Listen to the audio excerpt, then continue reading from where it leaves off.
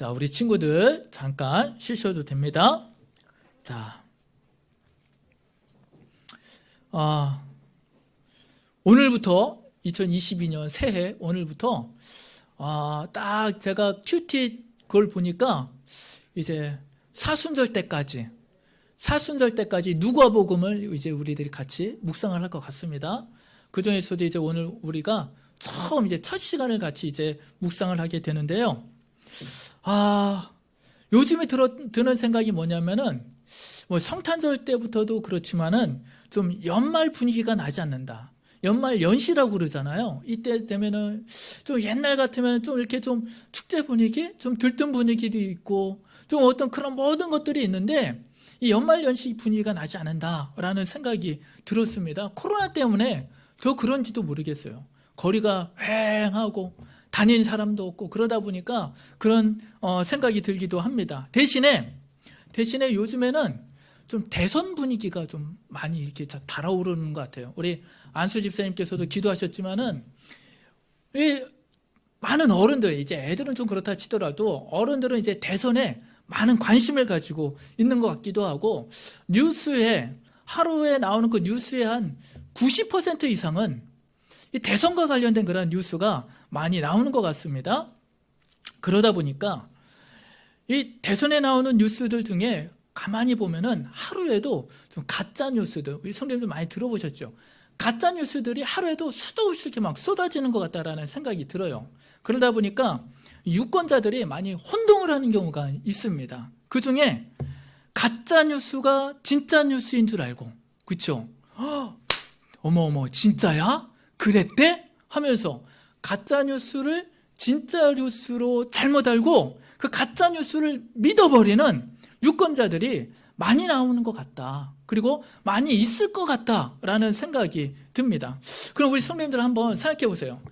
그 가짜 뉴스를 진짜인 줄로 내가 믿은 거예요. 어머 진짜 그랬대? 하면서 그걸 믿어버렸습니다. 그러면은 이런 사람들은 어떤 반응을 할까요?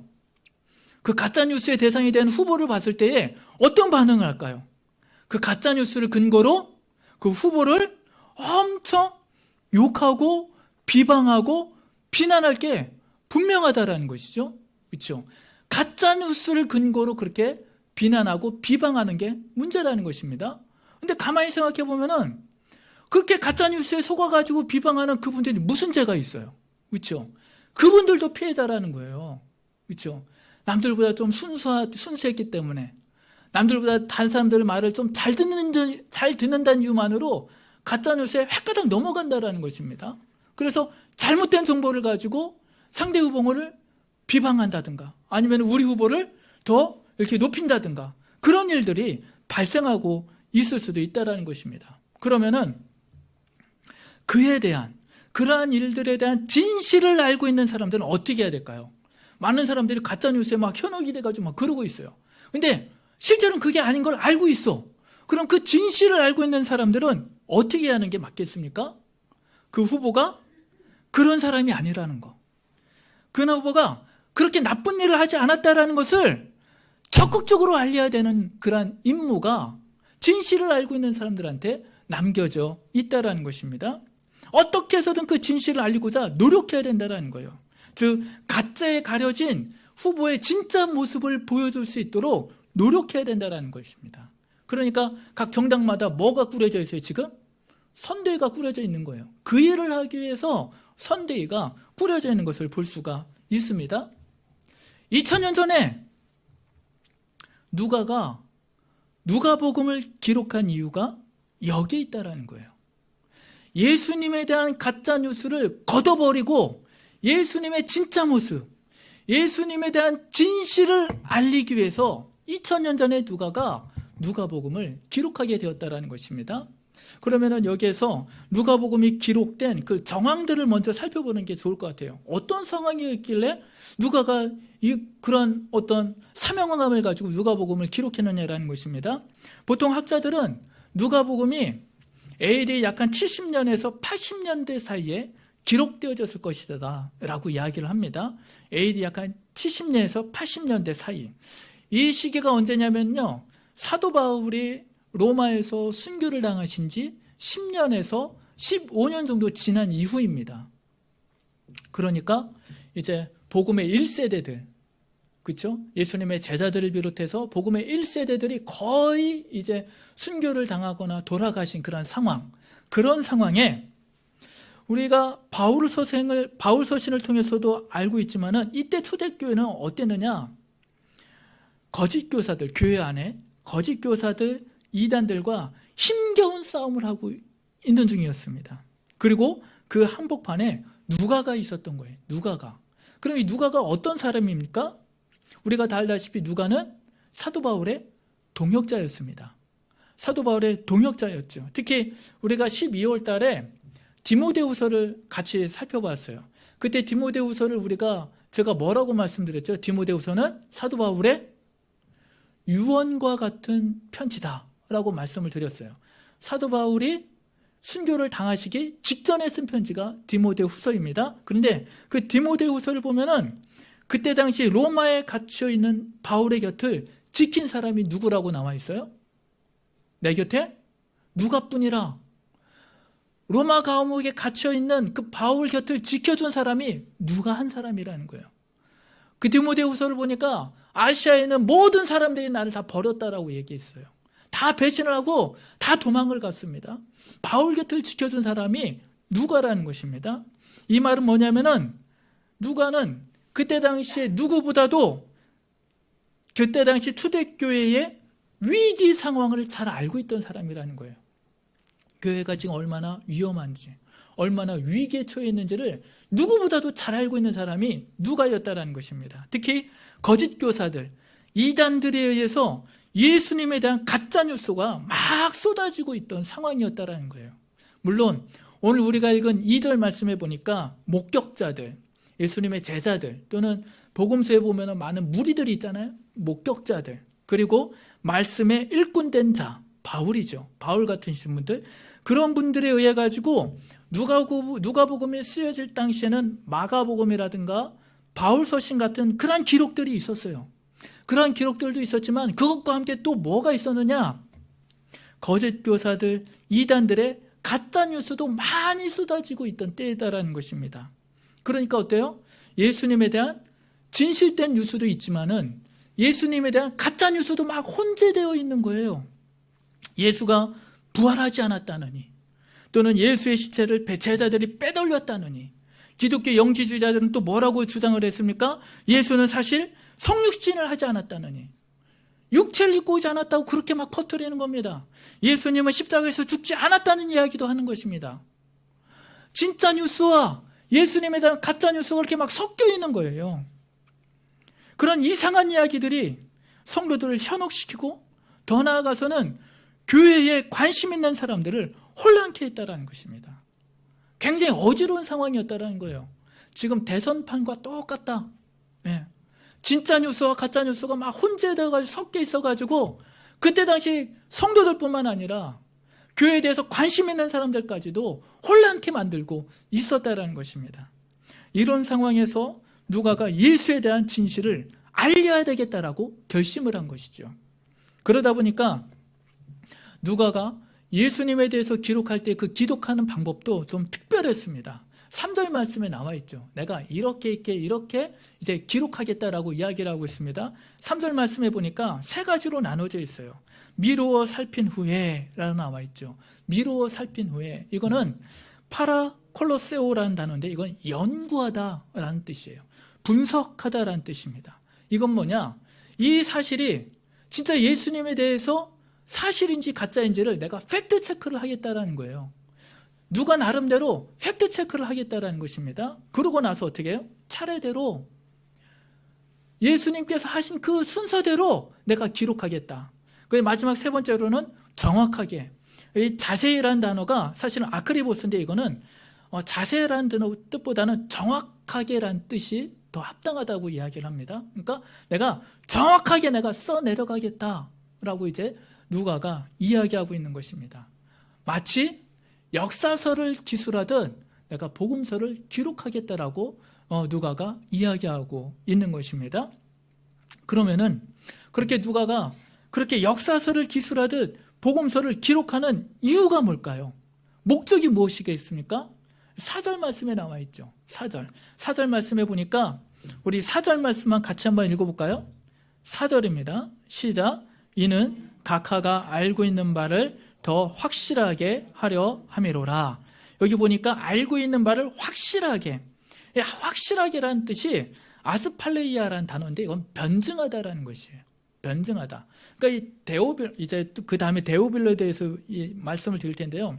데오빌로는 지금 확실히 예수님을 믿겠다고 확실히 돌아선 사람은 아니라는 거예요. 호감을 가지고 관심을 가지고 예수님에 대해서 이렇게 알아보고 있는 중이라는 것입니다.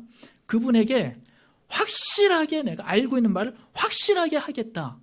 이것은 그 데오빌로에게 내가 예수님에 대해서 변증하겠다. 변론하겠다. 그 목적으로 누가가 지금 뭐라고 할까? 복음서를 기록하고 있다는 것입니다. 즉 뭐냐? 예수님에 대한 가짜뉴스를 내가 걷어내고, 혹시 데오빌로 각하가 가짜뉴스를 알 수도 있잖아요. 예수님에 대해서. 그러니까 그 가짜뉴스를 걷어내고 진실된 면만을 내가 알려주겠다는 의미로 누가복음을 데오빌로 각하에게 써내려가고 있는 누가의 모습을 볼 수가 있습니다. 그럼 대상이 누구냐? 데오빌로 각하죠. 근데 여기서 각하라는 단어가 나옵니다. 각하라는 단어가 헬라어로 카라티스테인데 이거는 고위공직자를 의미해요. 우리나라로 치면은 1급 공무원, 도지사급 정도 되는 고위공직자를 의미합니다. 이 말이 누가가 사도행전에서도 이 단어를 썼는데 두 번에 걸쳐서 쓰는데, 첫 번째로는 사도행전 23장에 벨릭스 총독을 이야기할 때 각하라고 붙입니다.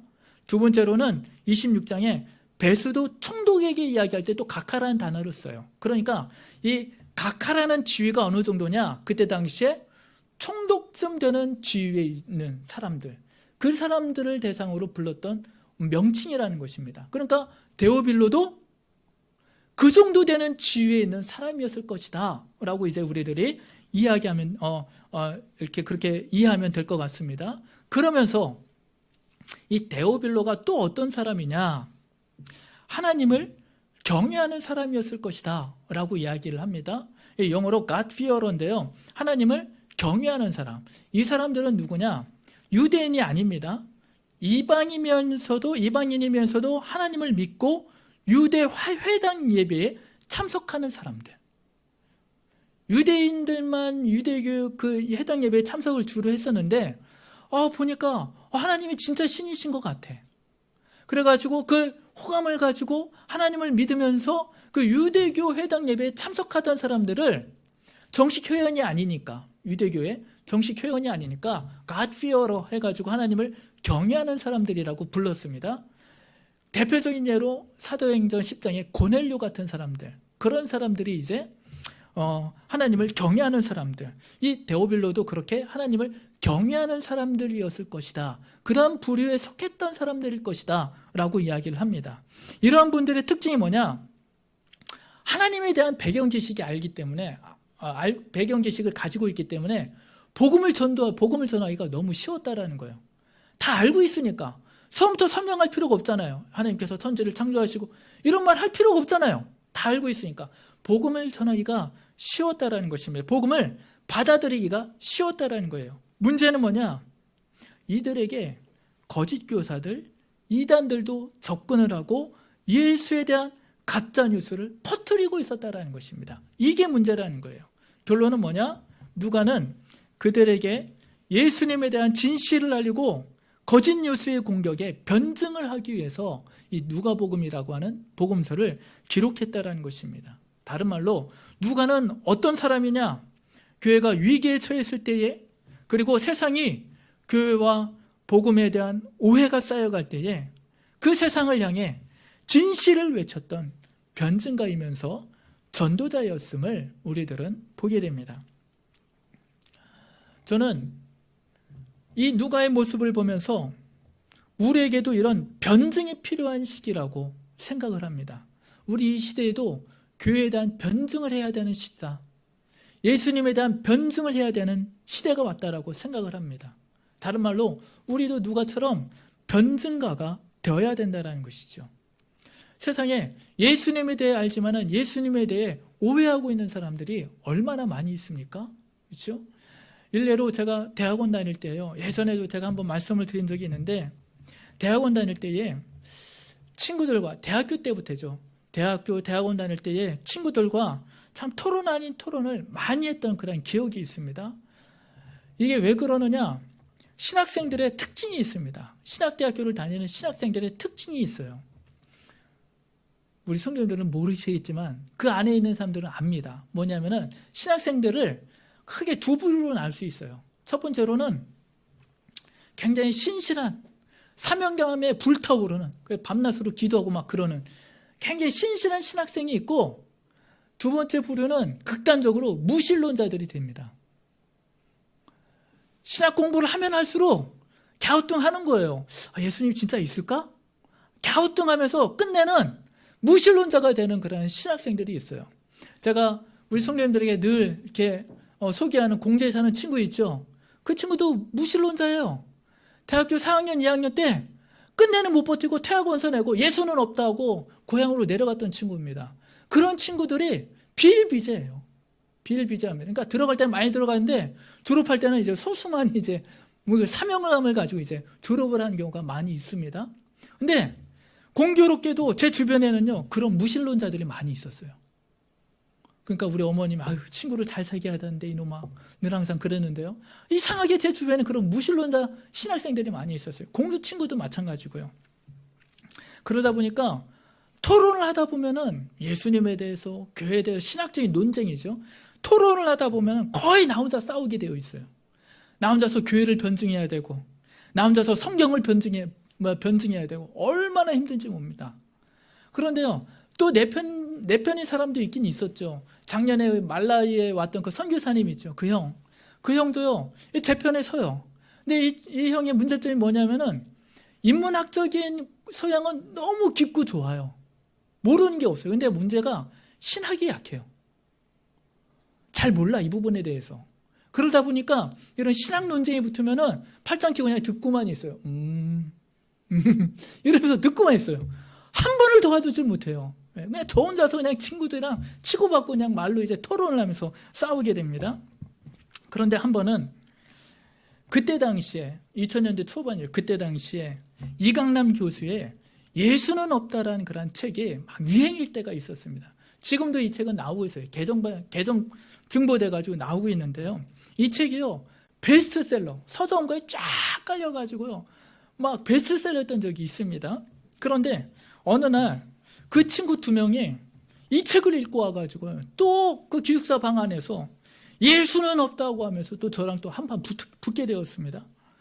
내 속을 막 뒤집어 놓는 거예요. 야 역사적 예수에 대해서 한번 얘기해봐 하면서 다 툭툭툭 얘기를 하는데 문제는 뭐냐?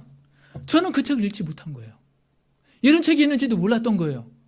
이 친구들 그 책을 읽고 와가지고 막 이야기를 하는데 어떻게 됐겠습니까? 제가 완전히 밟혔죠. 찍소리도 못하고 완전히 밟힌 거예요. 한마디도 어떻게 반박을 못했던 겁니다. 이 속이 얼마나 뒤집어지던지 불불 끓어오르면서 야 기다려 하고요. 이제 집에 가겠다고 화나가지고 나 오늘 기숙사에서 앉아 임마 하면서 화가 나가지고 막 내려오는데 마침 그때 정문에서요 우리 배전도사를 만났습니다. 예, 배전도사를 만나서 필승아 야 안녕이고 뭐고 야 일로 와봐 하면서요 야 나는 지금 책 살 돈이 없는데 나 책 한 권만 사달라고. 그때 당시 배전도사는 좀 이렇게 좀 부유했거든요. 그때서부터 책 좀 사달라고. 그래가지고 뭔데 그죠? 야 그 예수는 없다 그 책 좀 사달라고. 그 책을 사가지고 가서요 그날 밤서부터 집에 들어가서 읽기 시작을 했습니다. 볼펜을 들고 써내려가면서 줄을 쫙쫙 쳐가면서 그 책을 막 읽었어요. 그리고 2, 3일 뒤에 다시 그 책을 들고 대학원 올라갔습니다. 그 친구랑 다시 붙었어요. 어떻게 됐을까요? 어떻게 됐겠습니까? 제가 완전히 밟았죠. 예. 복수를 아주 그냥 통쾌하게 했습니다. 나중에는 그 친구도 그러더라고요. 야 필승아 너 너무 예민하게 하지 마. 나도 예수님이 진짜로 없다고 그런 생각하지 않았어. 왜 그래? 하면서 이제 꼬리를 내리더라고요. 우리 성도님들은 주변에 예수님에 대해 의문을 가진 사람들을 만났을 때 어떻게 이야기하십니까? 주변에 많이 있잖아요. 직장에. 그렇죠? 그런 분들에게 어떻게 이야기를 하고 계십니까? 아니, 한 사람이 죽는다고 인류가 구원을 받는다는 게 그게 말이 돼? 그렇게 말하는 사람들에게 어떻게 답변하고 계십니까? 또는 교회가 무슨 소용이 있냐고 교회 무용론을 말하는 사람들에게 어떤 답변을 내놓고 계십니까? 혹시 예수에 대해 오해하고 있는 가족이나 직장 동료들에게 예수님에 대해 지금 어떻게 말씀하고 계십니까? 사실 우리 시대에 예수를 모르는 사람들은 거의 없습니다. 내가 절을 다니건 내가 뭐 이슬람을 믿던 예수님에 대해서는 다 알고 있습니다. 그렇잖아요. 주변에 성탄절 모르는 사람이 있습니까? 다 알지 않습니까? 성탄절을 안다는 것은 예수에 대해서 다 알고 있다는 것이에요. 근데 문제는 무엇입니까? 그들은 예수님에 대해 오해하고 있다는 것입니다. 가짜 뉴스에 의해서 그런 사람들은 예수를 무슨 종교단체 창시자 정도로 알고 있습니다. 4대 성인 중에 한 분 정도로는 알고 있습니다. 더 나아가서 어떤 사람들은 예수님을 가상의 인물로 잘못 알고 있다는 거예요. 야, 예수라는 인물이 세상에 있었다는 그 증거가 어딨냐고. 가상의 인물로 알고 있는 사람들도 많이 있습니다. 왜요? 그들은 왜 예수님에 대해서 오해하고 있습니까? 예수님에 대한 진실을 아직 모르고 있기 때문에 그렇다라는 것이에요.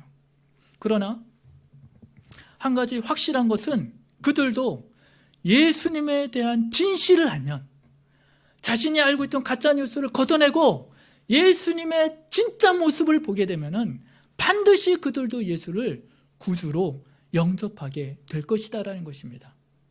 예전에 루 월리스라고 하는 분이 있었습니다. 이분은요, 젊었을 때에 친구들로부터 예수 믿으라는 권유를 많이 받았다고 해요. 야, 교회 다니라고, 예수 믿으라고. 그래, 이분은 친구들에게 그랬다라는 것입니다. 아니, 성경의 이야기가 말이 되냐고. 어떻게 죽은 사람이 살아나고, 어떻게 사람이 무리를 걷냐고 하면서요, 막 반박을 했다라는 거예요. 그럼에도 불구하고 친구들이 계속해서 예수를 믿으라고 하니까 안 되겠다 싶어가지고 내가 체계적으로, 내가 조목조목 내가 반박해야 되겠다, 그렇게 결심을 하고요, 성경을 읽기 시작했다고 해요. 근데 성경을 한 번 읽어가지고 이해가 되나요? 안 되잖아요. 해가지고요, 몇 번에 걸쳐가지고 성경책을 읽게 되면서 어떻게 됐겠습니까? 오히려 자신이 회심을 하더라요. 이분이 회심을 하게 되었다는 것입니다. 진짜 하나님이 살아계신 분이구나. 진짜 예수님께서 십자가에 죽으시고 우리를 위해 부활하셨구나. 고백을 하고 회심을 하게 되었다는 것입니다. 그리고 이분의 쓰신 책이 뭐냐? 배너라는 책을 썼다는 것이에요. 또 리 스트로베리라는 분이 계십니다. 이분은 예일대 법대를 나오고요, 미국의 트리븐지라고 하는 신문사의 최연소 기자로 취직을 했습니다. 그리고 그 신문사에서 14년간 탐사 전문 기자로 활동을 했어요. 그 안에서 이제 더 성장할 거라는 충망받는 그런 인물이었습니다. 그러다가 딸의 사건을 통해, 딸이 이제 죽다가 살아났거든요, 한번. 딸의 사건을 통해 가지고 아내가 예수를 믿게 된 거예요. 그리고 어느 날 이 아내가 이분에게 고백을 합니다. 여보, 나 예수 믿고 교회 다니게 됐어요. 이분은 깜짝 놀란 거예요. 아니, 어떻게 말도 안 되는 그 성경 이야기를 믿냐고. 어떻게 말도 안 되는 그런 이야기를 믿으면서 교회를 다니냐고 깜짝 놀라 충격을 받았습니다. 황당해가지고요. 그래가지고 안 되겠다, 내가 아내를 교회로부터 구해내겠다는 그런 일념으로 성경의 허구성을 증명하기 시작을 합니다. 증명하기 위해서 2년간 미국 전역을 돌아다니면서요, 그 분야에 고고학이면 고고학, 신학이면 신학, 그 분야의 최고 학자들, 최고 권위자들을 13명의 권위자들을 만나면서 인터뷰를 해요. 이분이 신문 기자잖아요. 탐사보도 전문 기자잖아요. 그러니까 이 인터뷰를 얼마나 심층적으로 깊게 했겠습니까? 13번에 걸쳐가지고요, 인터뷰를 한 결과, 취재를 한 결과 오히려 자신이 예수를 영접하게 되고 나중에는 목회자로 사명을 감당하게 됩니다. 그리고 이분이 2년간 자신이 그 취재한 예수님의 역사적 허구성을 밝히기 위해서 취재한, 그러나 예수님께서 역사적으로 실제하셨다라는 그 내용을 담은 책이 예수는 역사다라는 책입니다. 이게 우리나라에도 많이 나왔죠. 영화로도 이제 상영이 되었는데요. 이러한 것들을 통해서 우리들이 알게 되는 것은 뭐냐? 세상 누구든지 예수님에 대한 진실을 마주하게 되면은 예수를 믿게 되어 있다는 거예요. 그들이 아직 예수님을 믿지 못하는 이유는 예수에 대한 가짜 뉴스 때문에 그렇다는 것입니다. 예수님의 진짜 모습을 보지 못했기 때문에 그들이 아직도 예수님에 대한 오해를 가지고 예수님을 믿지 못하고 아직도 그러고 있다는 것이에요. 여기서 더 나아가 그 예수를 그 사람들에게 변증하고 전파하는 사명이 우리에게 있음을 믿으시기를 바라겠습니다. 가짜뉴스에 아직도 오해하고 있는 그들에게 진실을 알려줄 사람이 누가 있겠습니까? 우리밖에 없잖아요. 그렇죠? 우리가 알려줘야 된다는 것입니다. 아직도 성탄절을 노는 날, 즐기는 날로만 알고 있는 그들에게, 아직도 예수를 성인 중에 한 명으로나 또는 신화 속의 인물로만 알고 있는 그들에게 진실을 알려야 하는 사명이 우리에게 있음을 믿으시기를 주의 이름으로 축원드리겠습니다. 특히 코로나 상황에서 교회에 대한 인식이 나빠지고 덩달아 예수님에 대한 오해가 더 깊어진 이 시대에 우리의 사명이 더 막중해졌음을 기억하시기를 바라겠습니다. 2000년 전 누가는 예수님에 대한 거짓 뉴스가 난무하고 예수님에 대한 진실이 가려지는 그 시대에 그 예수님에 대한 진실을 알리기 위해 세상을 향해 펜을 들고 복음서를 기록하기 시작했던 것을 우리가 보게 됩니다. 우리도 예수님에 대한 진실을 우리 가족들에게, 우리 친구들에게, 동료들에게 알려야 하는 사명이 있음을 믿으시기를 바랍니다. 그들을 가짜뉴스에서 벗어나 진실을 마주하게 해야 하는 사명이 우리에게 있음을 다시 한번 믿으시기를 바라겠습니다. 예수는 역사고 예수는 구주이시고 우리를 위해 십자가에 죽으시고 부활하셨다는 그 진실을 담대히 전하실 수 있는, 그래서 정말로 이 세상에 예수님에 대한 진짜 모습을 주변 사람들에게 알려나가실 수 있는 우리 한뜻교회 모든 성도들 되시기를 주님의 이름으로 축원드리겠습니다. 기도하겠습니다. 사랑의 주님, 감사합니다. 우리에게 새해를 허락하여 주시고 새해 정말로 주님 앞에 나와 먼저 예배로 영광 돌리며 또한 말씀으로 주님의 뜻을, 주님의 마음을 알게 하여 주심을 감사합니다. 아직도 세상엔 주님에 대한 오해와 가짜뉴스로 주님을 알지 못하고 주님을 믿지 못하는 많은 영혼들이 있음을 우리가 보게 됩니다. 주님, 우리에게, 그들에게 주님의 진짜 모습, 진실된 모습을 알려야 되는 사명이 있음을 또한 깨닫습니다. 우리 사랑하는 성도들, 이제는 아직도 주님에 대해서 오해하고 있는 내 가족들에게, 친구들에게, 직장 동료들에게 주님의 진짜 모습을, 진실된 모습을 알려 그들도 예수 믿고 구원받게 하는 놀라운 역사가 있게 하여 주시옵소서. 우리를 그러한 사명으로 사용하여 주시옵소서. 이 모든 말씀 사랑이 많으신 예수님의 이름으로 기도합나이다. 아멘.